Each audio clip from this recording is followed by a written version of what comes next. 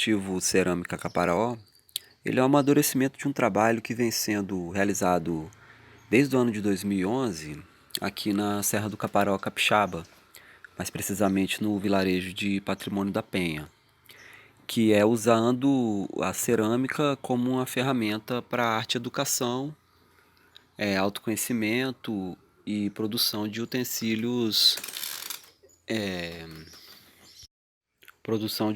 cerâmicos, utilitários, decorativos, contemplativos, através da imersão no trabalho cerâmico e nos processos e nas etapas da construção desse saber, né? Seja ele individual ou em coletivo. Comecei a me aproximar do universo cerâmico desde a infância, na escola, com modelagem em argila, brincadeiras de criança, e na adolescência o processo cerâmico, o universo cerâmico, eu encontrei ele, né? Através do saber e fazer de amigos ceramistas. Em especial, o início no encontro de comunidades alternativas, lá para o ano de 2006, onde eram protagonizados muitas oficinas de saberes e fazeres em arte, cultura, agricultura, cultura rural. E nisso eu encontrei o meu amigo Walter, de Arembepe, numa oficina de ocarinas e tilons em argila com queima de chão. Queima de chão com serragem. E aí nisso despertou novamente, né, a possibilidade do fazer cerâmico. E a gente vinha buscando isso, né, experimentando matérias, processos de queima, até que no ano de 2011, no edital da Rede Cultura Jovem, da Secretaria de Cultura do Governo do Estado do Espírito Santo, o nosso espaço foi contemplado com o primeiro edital do coletivo, que se chamou Arte Caparaó, que foi a edificação de um forno cerâmico, dentre outros processos que aqui foram envolvidos, como rolagem de semente, orifiçaria, macramê. A gente também contemplou o fazer cerâmico e ficou o legado deste projeto, o nosso primeiro forno de baixa temperatura. Os anos foram se passando, as experimentações foram acontecendo e chegou o momento que a gente encontrou um outro ceramista no caminho, que foi o Edson Pingo, ali de Paú, Vila Velha, da Escola de Oleiros de Paú. O Pingo trouxe o know-how com a argila, as argilas tanto comerciais, tanto as argilas da bacia do Rio Itapemirim, usado por oleiros de Vitória e de Cachoeiro, na confecção de filtros e cumbucas e cuias. E também o esmalte, né, a esmaltação, o aperfeiçoamento da queima, toda essa amplitude que o Edson trouxe para a gente aqui. E aí a gente começou a trabalhar também oficinas e coletivas. Seguiu-se esse processo de experimentação, outros editais vieram, prêmios do setorial Artes Visuais. Fomos ampliando a estrutura do nosso ateliê e a nossa gama de saberes. O processo aqui no ateliê, ele acontece com o uso de argila, seja ela comercial, de quando a gente quer assim uma peça mais sofisticada, uma peça que aguenta uma alta temperatura, em esmaltação, para poder trazer um objeto utilitário de qualidade, a gente usa uma massa comercial. Já tem uma outra linha de trabalho que a gente continua utilizando essa massa da bacia do Rio Itapemirim, do Médio Itapemirim. Ela queima terracota, né? É uma massa para trabalhos mais rústicos, trabalhos de expressividade assim, mais cor da terra mesmo.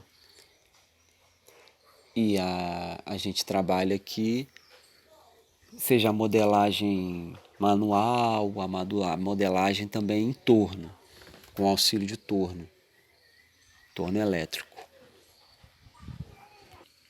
As peças então são manufaturadas e elas são deixadas para secar nos armários. Aqui é um lugar muito úmido, a Serra do Caparaó, e esse processo às vezes ele pode demorar até uma semana.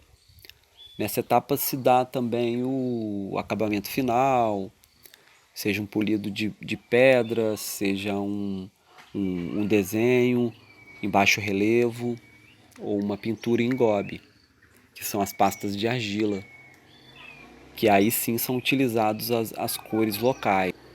Seguindo essa etapa é realizada a queima, a primeira queima do processo cerâmico, que é a queima biscoito.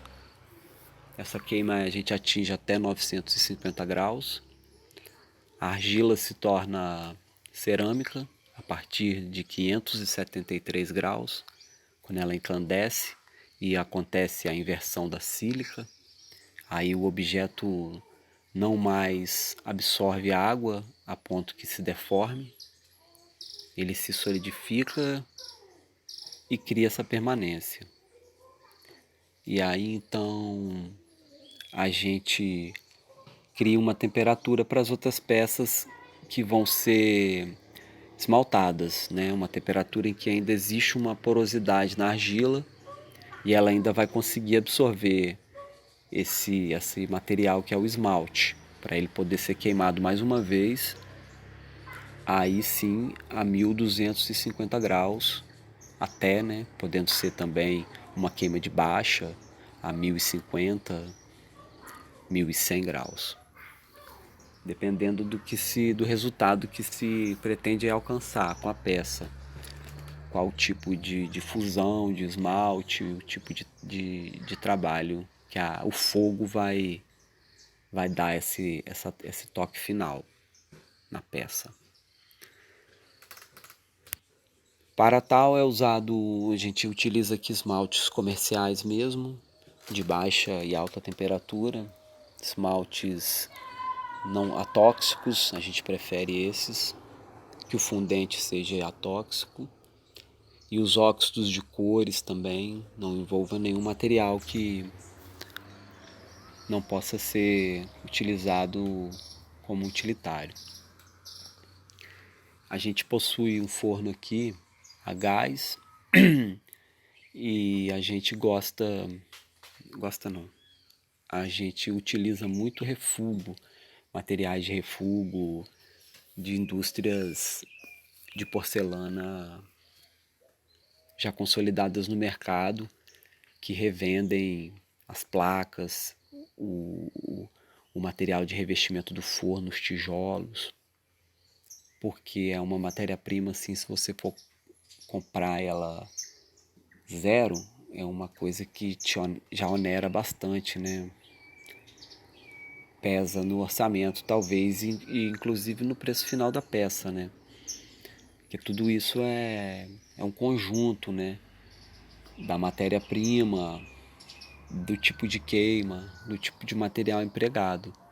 Quando você investe no processo e quanto que você calcula ali que a sua mão de obra empregou em cima, a originalidade da peça, a qualidade e também para um processo de que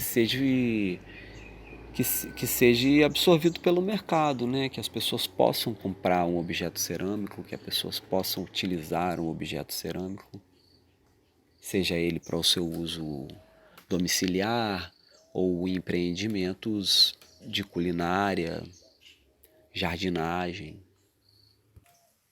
Eu acredito na evolução através da experimentação, porque o universo cerâmico ele é muito amplo, ele te permite várias interações entre materiais, entre obras e produções, inspirações.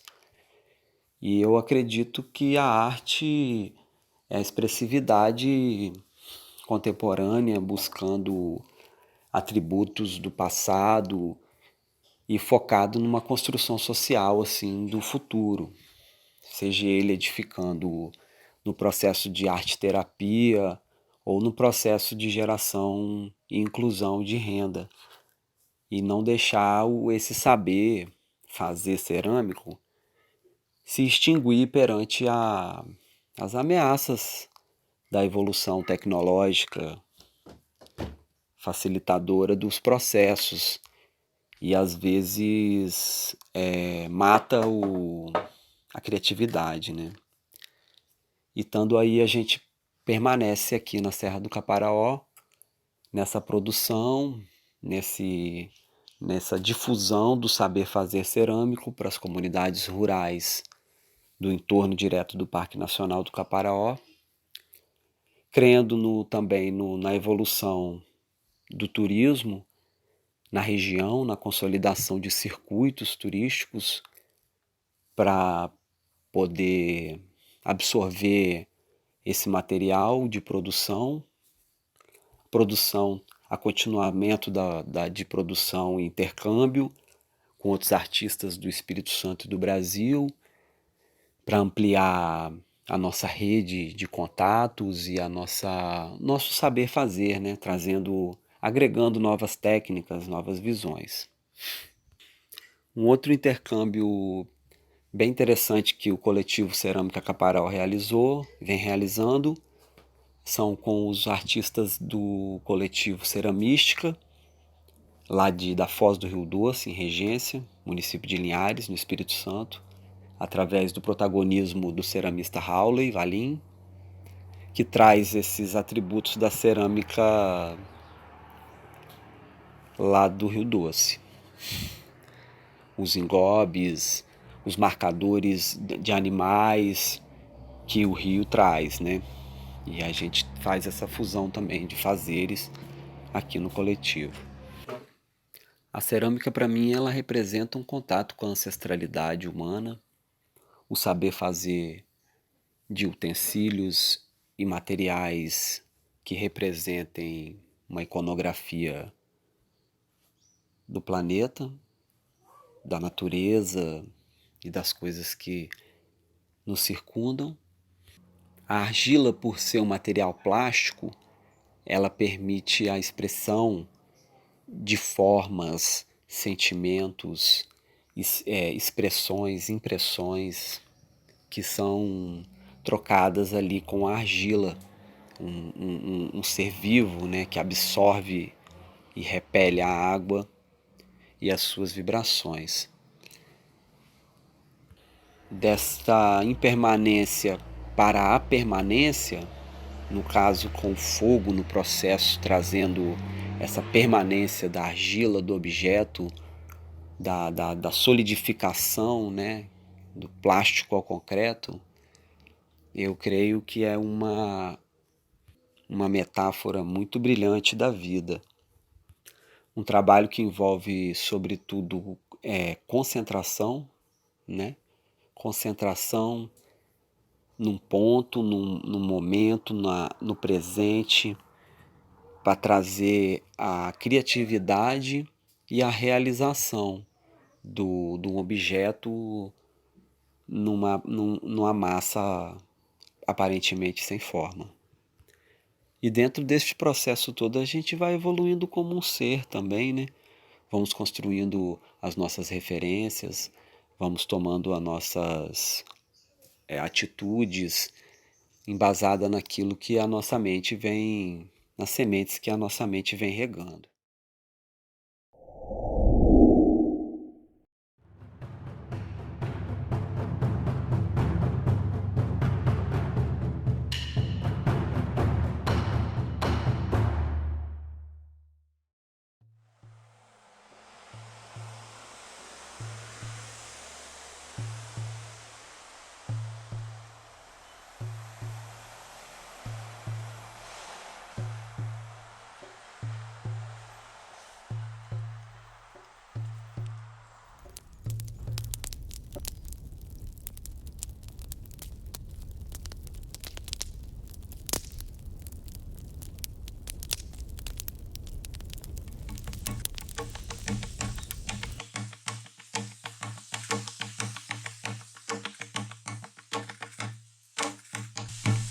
O primeiro contato com o tambor foi logo, né, quando eu era criança, primeira infância.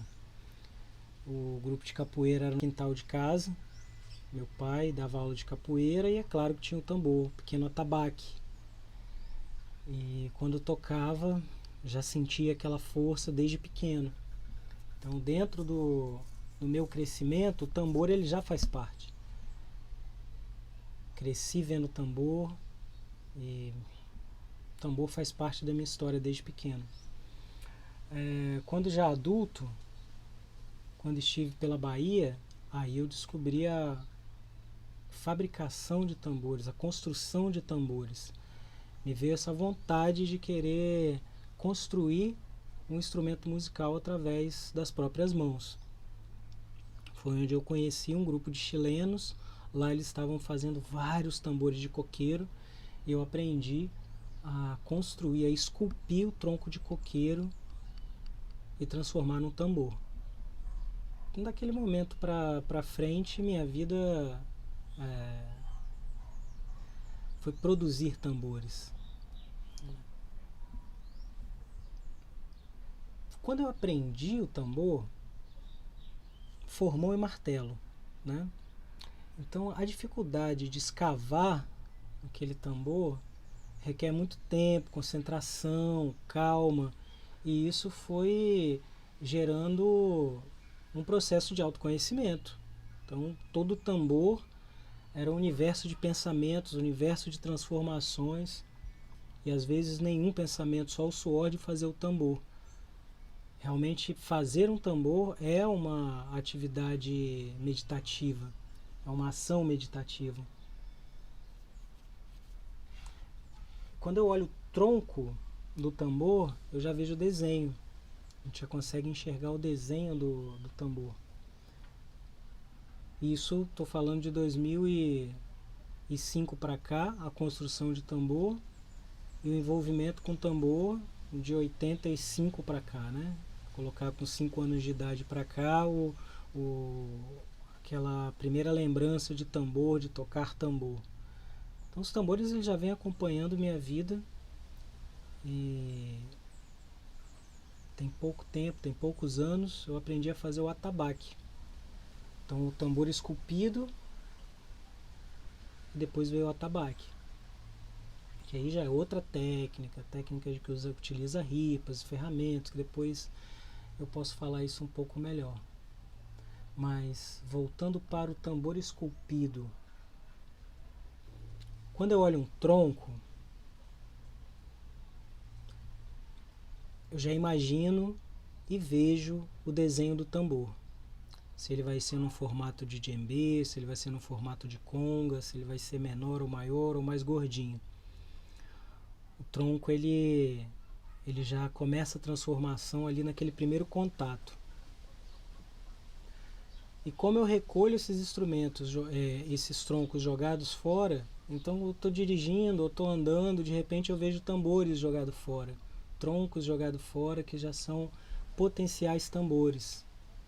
Esse desenho, ele depende muito também da grossura desse tronco que é encontrado. E é muito legal nessa parte, né? Olha que djembe bonito, olha que tambor bonito. E de repente quem está do seu lado, mas eu estou olhando um lixão, eu estou olhando um lixo, mas a visão já vai direto no produto, no desenho, na forma. E isso é o que vai dando uma diferença, essa diferença de olhar. Eu lembro dessa frase que eu sempre gosto, que eu gosto muito, da natureza nada se perde, tudo se transforma. Toda vez que eu vou andando e vejo troncos, eu vejo a transformação. Então aqui é um dos pontos, beira da mata, onde começam a formar os lixões, começam a fazer as pequenas invasões. Você vai jogando lixo na beira da mata.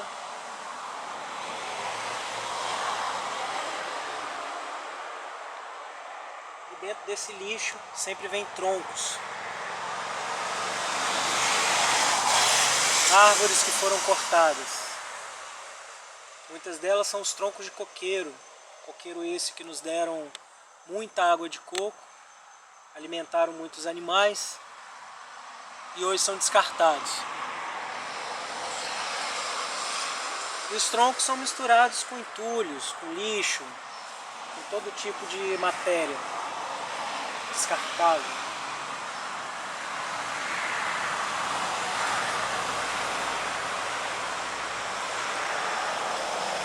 Só que a natureza nos ensina que da natureza nada se perde, tudo se transforma. E é por isso que o movimento cultural Tambores Esperança transforma o que foi jogado fora, um tronco de coqueiro, em instrumento musical, unindo o corpo do tronco com a pele do animal, com cordas e com a força humana.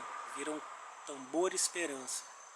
E aqui é um dos pontos onde o movimento busca esse trabalho de sustentabilidade. Eu não preciso comprar troncos.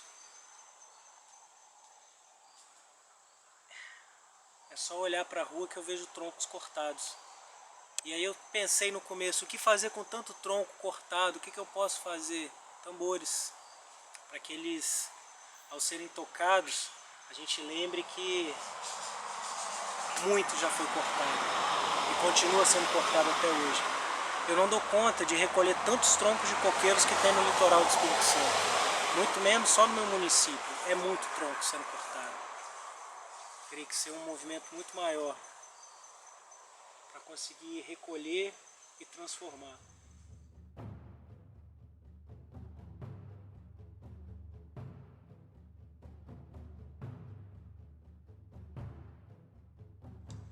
O trabalho é esse. É dar uma nova vida, uma nova forma, uma continuidade a esse tronco que já deu água de coco e agora se mistura ao lixo de cimento, ao lixo urbano.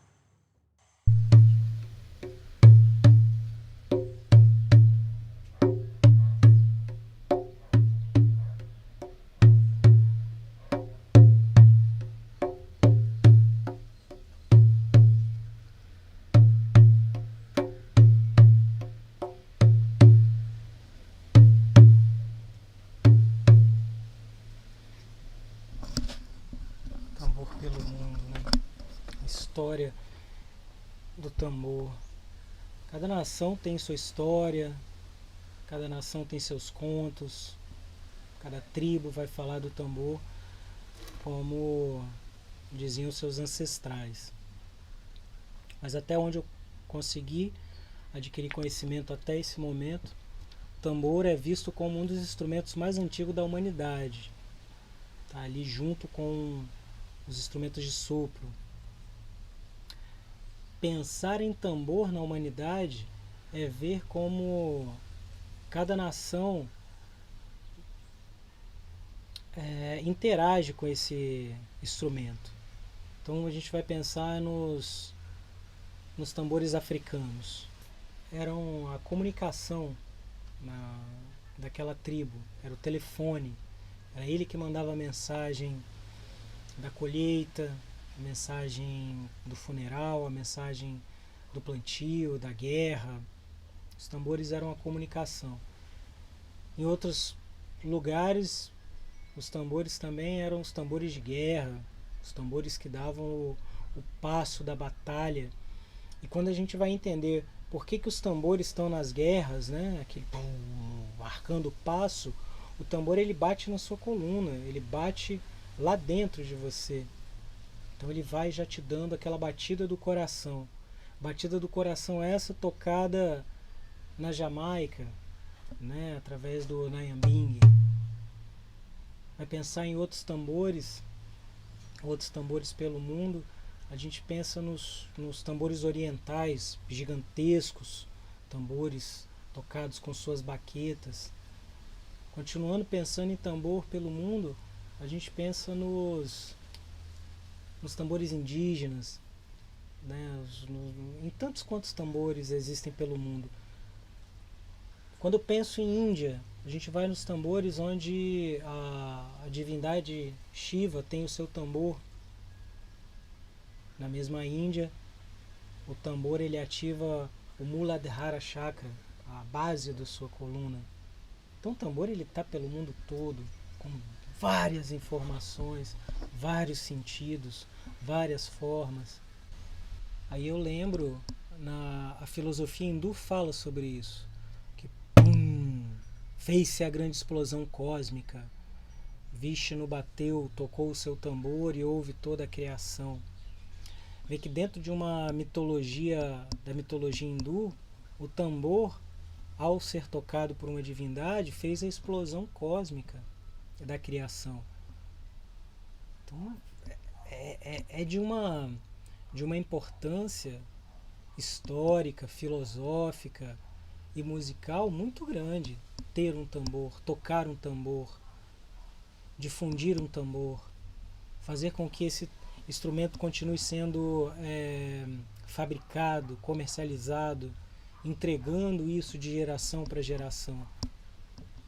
Porque como diz a filosofia antiga, pum, e fez-se a grande criação através do toque de um tambor. Isso é maravilhoso, isso é lindo.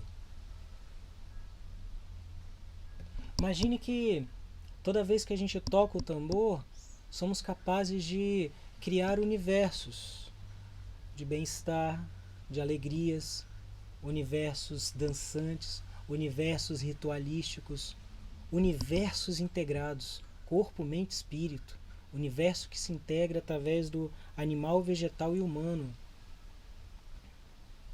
Pum. É muito linda essa parte. E fez-se a criação através de através do toque do tambor. O universo criado através do toque do tambor. Pensando nesse universo dos tambores, esse universo que integra, como já disse, o animal, vegetal e humano, que integra as pessoas dançando, seja em festejos, seja dançando em rituais sagrados, rituais religiosos, rituais internos. O tambor, ele é a chave que integra, a chave que une todos esses universos. E a gente percebe que o tambor sendo utilizado em rituais é comum. Sempre tem ali a batida do tambor xamânico, a batida do tambor abrindo ritual, abrindo festejo, marcando. O tambor pelo mundo sempre foi como a batida do coração, sempre estava ali, marcando o passo, marcando as festas, marcando a roda de capoeira, marcando a entrada e saída das entidades dentro da religião afrodescendente. O tambor, ele está no mundo, sempre esteve e vai continuar estando no planeta, porque não dá para viver sem tambor. O tambor sempre esteve e sempre estará tocando no planeta.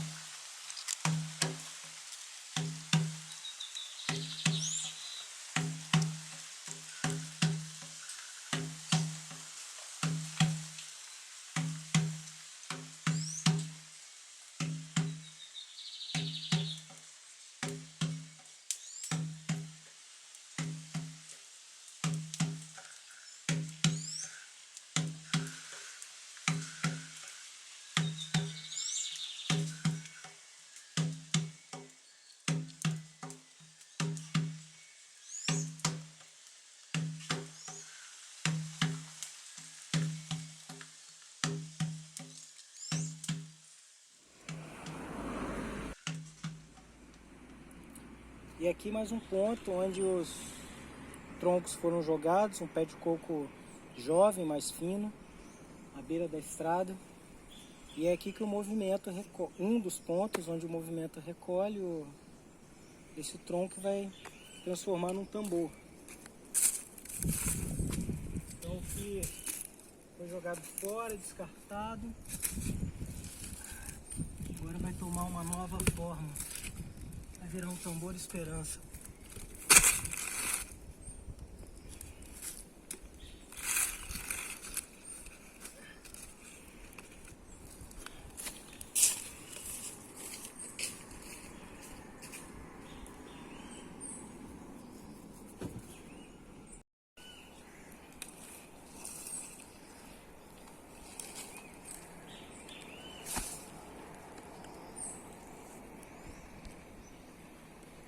Em alguns casos eu tenho que vir com motosserra já para cortar o tronco no tamanho do tambor, para facilitar o transporte.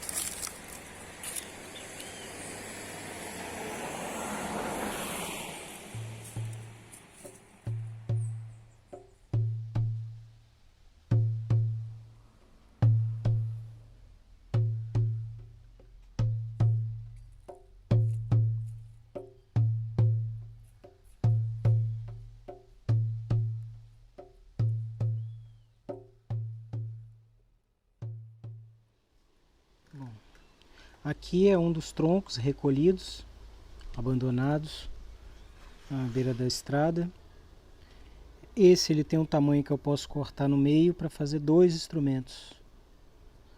Aqui eu já vejo ele no formato de taça.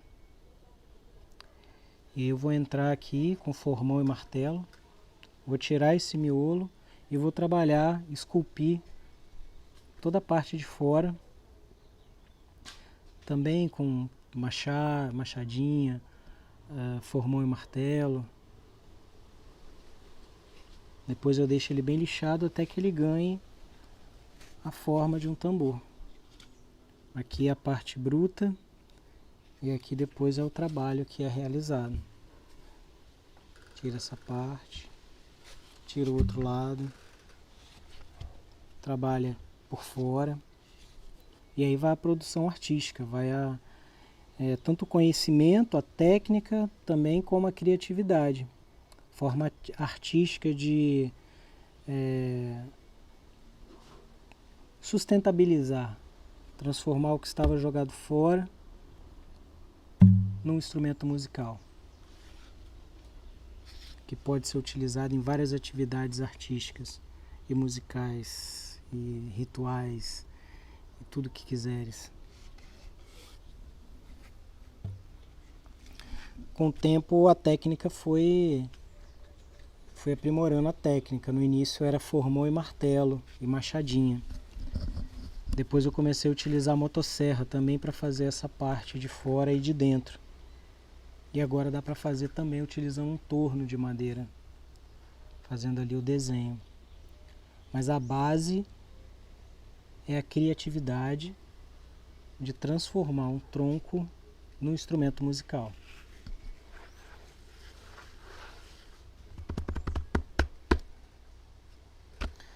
Depois que o instrumento ele foi esculpido, lixado, envernizado, ele é encorado. Eu utilizo a amarração africana. Mesma quantidade de aros, de elos em cima e embaixo. E essa forma de amarração que tem a primeira amarração principal, a primária, e depois ela vai afinando lateralmente.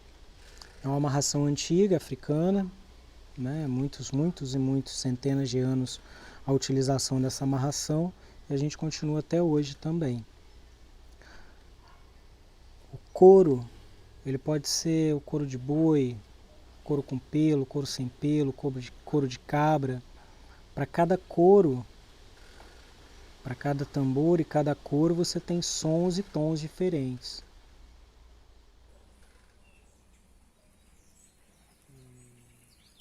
Como diz os antigos, o couro é curado. O animal é sacrificado, tira-se a pele, estica numa estrutura de madeira e vai tacando sal grosso e sol. O sol é o melhor tratamento para o couro. Depois que ele foi, toda a carne é retirada da pele, ficou muito bem esticado com sal grosso, o sol continua esse tratamento, tanto do lado que tem couro, que tem o pelo, como o lado de dentro. Ele sempre fica exposto ao sol para melhor tratá-lo. Couro de boi é muito utilizado nos tambores e atabaques para capoeira. O couro liso de cabra, ele vai mais para os djembês africanos ou para os djembês que a gente também fabrica, os tambores Esperança. Mesmo que antigamente, hoje canta-se na capoeira que meu atabaque é de couro de boi, mas Os antigos usavam couro de cabra para os atabaques. E isso é muito bem entendido por causa da religião. Na religião de matriz africana, o sacrifício da cabra e a utilização do couro. Só que hoje, a quantidade de couro de boi que a indústria joga fora, nós temos a missão de resgatar o máximo de couro possível para dar uma nova possibilidade a esse animal, virar instrumento musical. É aconselhável montar o tambor com sol, porque o sol ajuda bastante a afinar e secar o couro. Quando não tem o sol, aí é a fogueira. Monta o tambor, coloca na fogueira, seja fim de tarde ou de dia mesmo, e vai ali afinando, secando o couro. Para depois que o couro secar, vai a afinação. Utilizar fogueira é muito importante, utilizar o sol é melhor ainda. Então são dois parceiros muito fortes para a afinação do tambor. E o fogo tem uma importância, um simbolismo muito grande, que não só ajuda na afinação dos tambores, como também é um grande potencializador do toque do tambor, dos rituais de tambores. Ritual de tambor em volta da fogueira, tocar tambor nas fogueiras, é muito antigo, é muito tempo, há muito tempo se toca tambor em volta das fogueiras. Ter um tambor, estar numa fogueira, é se conectar com os nossos ancestrais, com conhecimentos muito maravilhosos, com conhecimentos que nos fazem ficar mais calmos, mais tranquilos. E aí a gente percebe que recolhe o instrumento, recolhe o tronco, esculpe, faz o acabamento, coloca o encordoamento com o couro e ainda você tem a necessidade do calor, seja do sol ou do fogo. Então são vários elementos que o artista tem que integrar dentro desse instrumento. É realmente um universo fabuloso fazer tambores, construir tambores.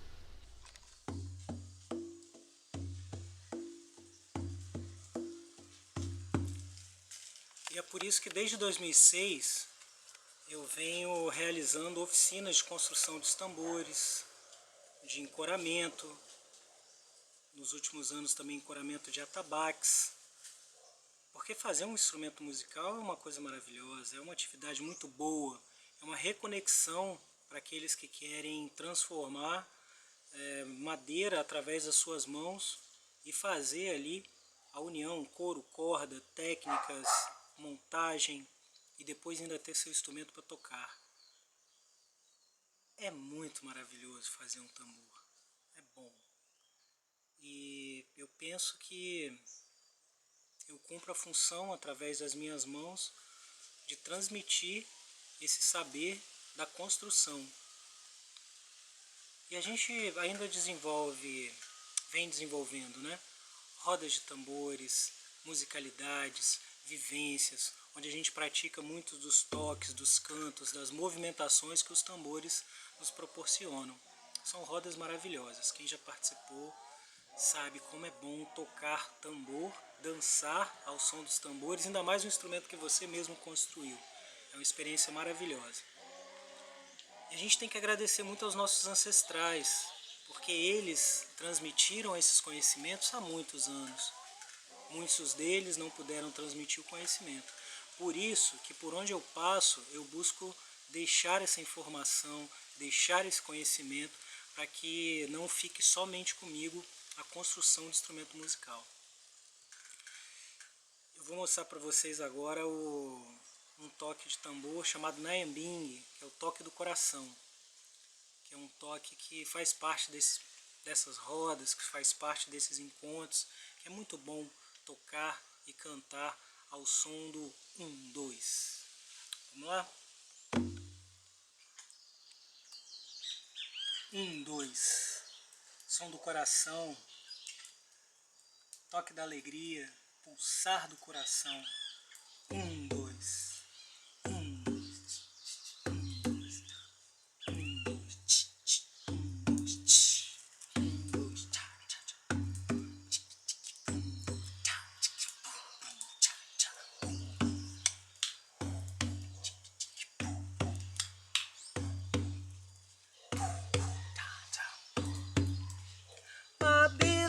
Babilônia vai cair.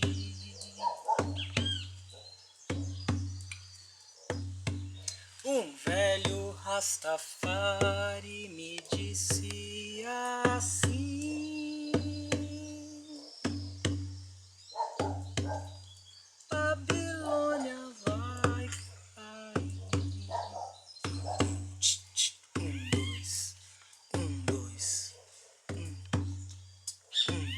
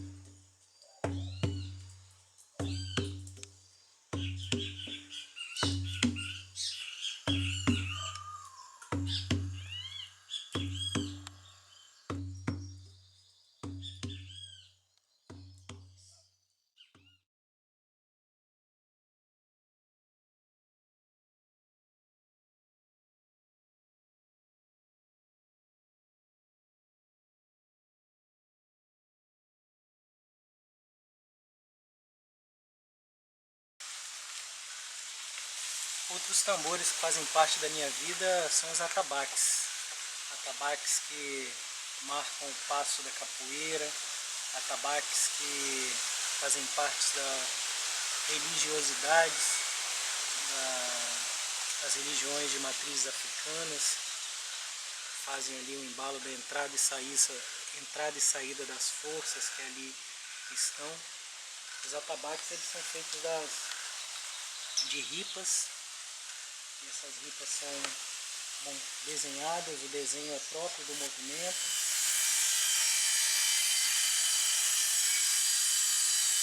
Montados.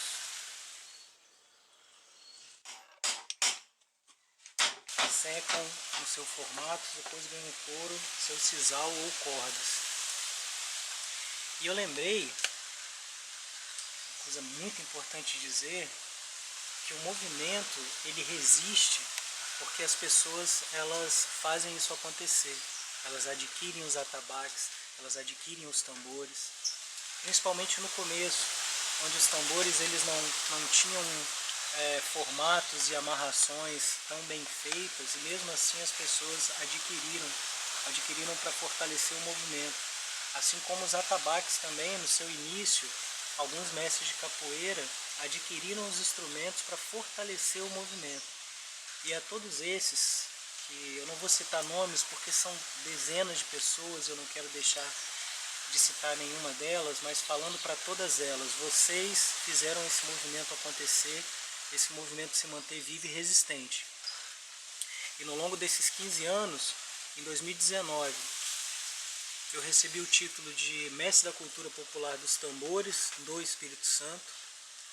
E em 2020, o Movimento Cultural Tambores de Esperança foi reconhecido como Grupo Cultural Capixaba. Então são dois títulos muito importantes que vocês fazem parte deles. Vocês que adquiriram desde o primeiro tambor até agora o último atabaque.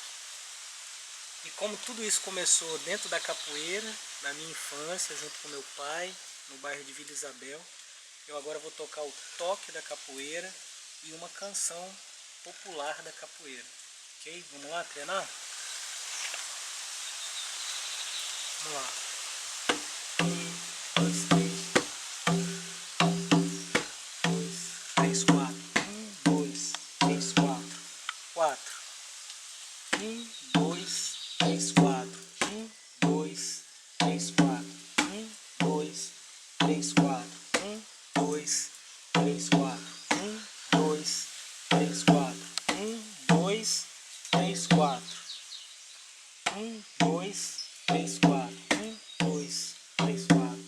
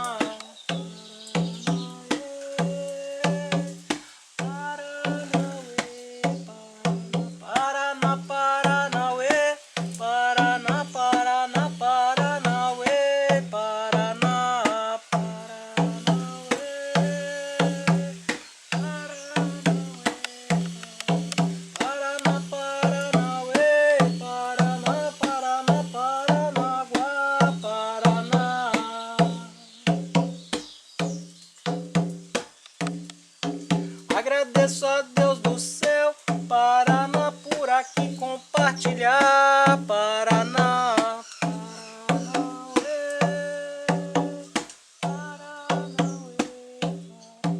Paraná, Paranauê, Paraná, Paraná, Paranaguá, Paraná.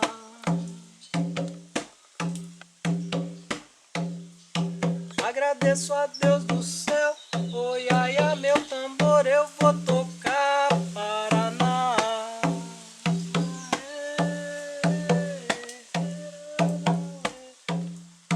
Paraná, Paranauê, Paraná, Paraná, Paranaguá, Paraná.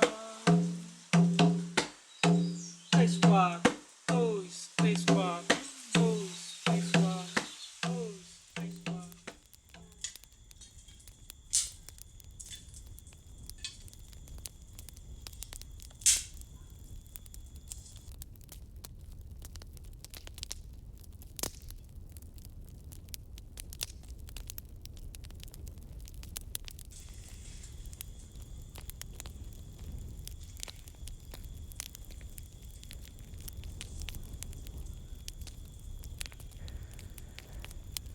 Eu desejo que o som do tambor continue ecoando através dos tempos e que sua voz não seja calada pela intolerância e pelo preconceito.